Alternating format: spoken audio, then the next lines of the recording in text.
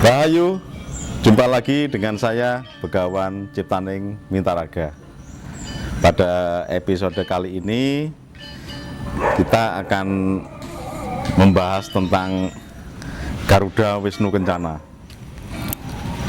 Garuda Wisnu Kencana ini kalau di Pulau Dewata Bali itu sudah dirupakan dalam bentuk patung yang fenomenal sekali ya, luar biasa besarnya di seputaran Uluwatu.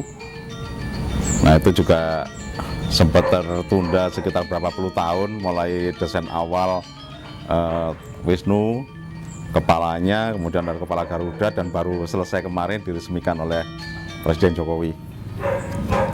Dan memang ketokohan Wisnu ini adalah sebagai lambang pemelihara ya, pemelihara. Kemudian Garudanya ini juga menjadi lambang negara kita.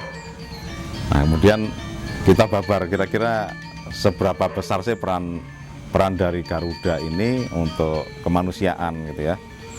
Sebetulnya Garuda ini terlahir dari beberapa kisah yang ini kisah-kisah kuno ya.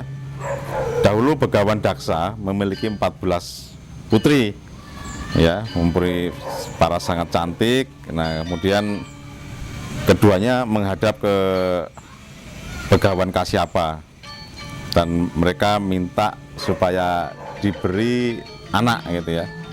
Nah ada dua orang, Kadru dan Winata. Kadru ini nanti punya anak berupa ular, kemudian Winata punya anak Garuda.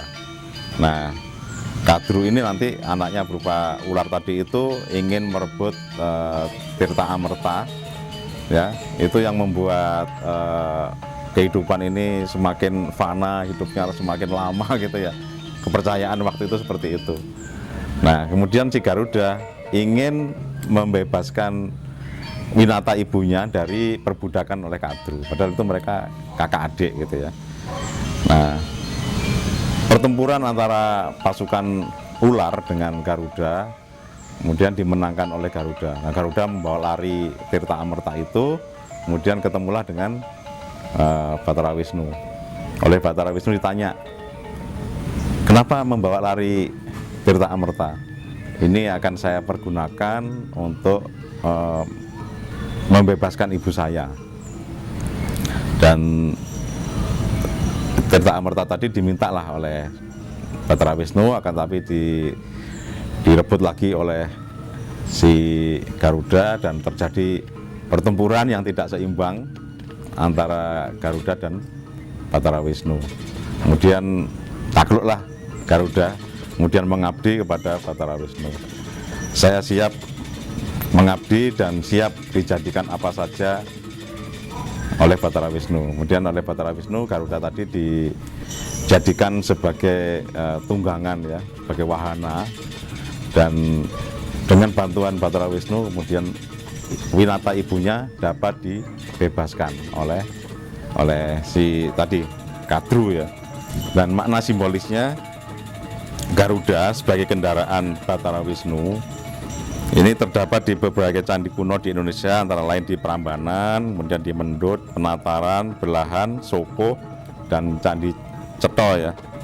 Garuda di Jawa dan Bali adalah lambang kebajikan, pengetahuan, kekuatan, keberanian, kesetiaan, dan disiplin. Sedangkan Batara Wisnu adalah lambang pemelihara dan ketentraman alam semesta.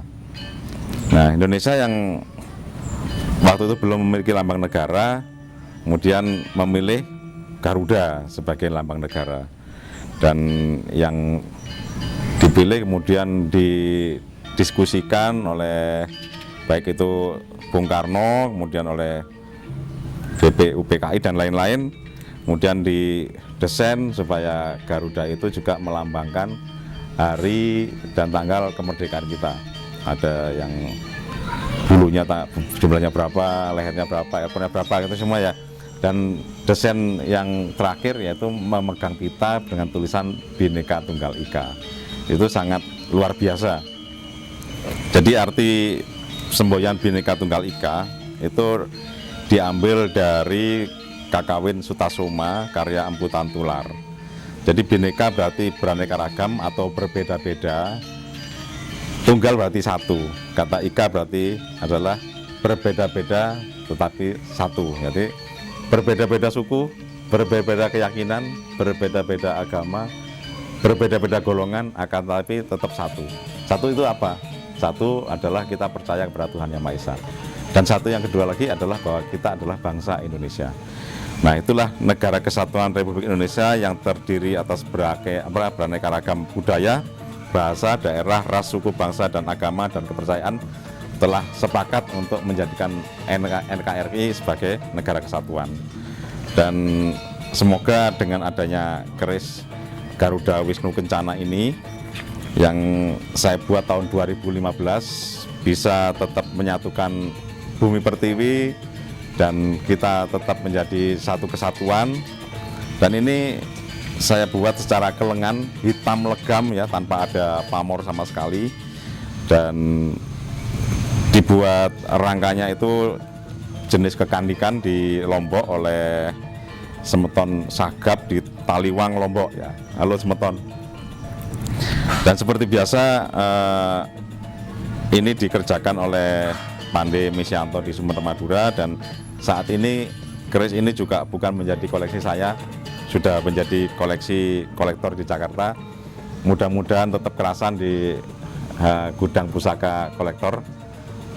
Dan saya berharap mudah-mudahan melalui keris ini, apabila teman-teman ingin melihat detailnya bisa dibaca di buku keris Bali Kontemporer ya. Itu ada di halaman 145 sampai di halaman 153. Silahkan dinikmati, apabila ingin ditiru, mau diputrani, silahkan. Saya tidak akan merasa ini menjadi hak milik saya, karena ini kontribusi saya, kemudian supaya nanti ditiru, kemudian diperbanyak oleh orang lain, silahkan. Tidak menjadi masalah. Karena demikian pula dengan empu-empu zaman dulu ketika membuat keris sengkelat, ketika membuat keris sapu inten, apakah terus berharap bahwa ini adalah karya empu A, empu B, empu C? Tidak masalah. Nanti kemudian diputrani, kemudian dibuat lebih bagus dari karya saya, itu pun juga menjadi dinamika supaya kita juga semakin maju.